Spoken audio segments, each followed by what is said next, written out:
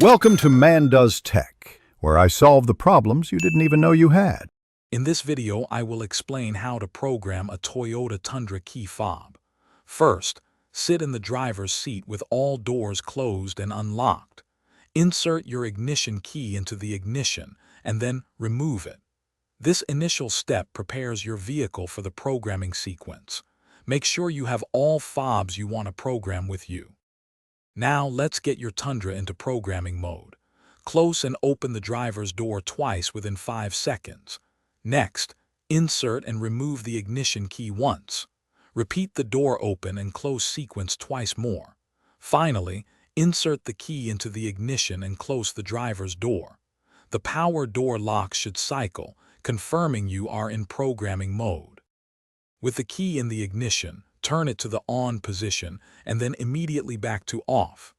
Now, take your new key fob. Simultaneously press and hold both the lock and unlock buttons for 1 second. Release them, then press and hold only the lock button for 2 seconds.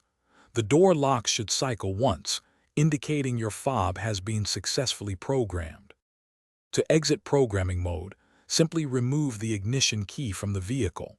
The door locks will cycle one final time to confirm the exit. Now, it's time to test all your key fobs, including any existing ones you reprogrammed. Verify that each fob successfully locks and unlocks all the doors. If any fob isn't working, just repeat the entire process. Thanks for watching. If you found this helpful, don't forget to like and subscribe.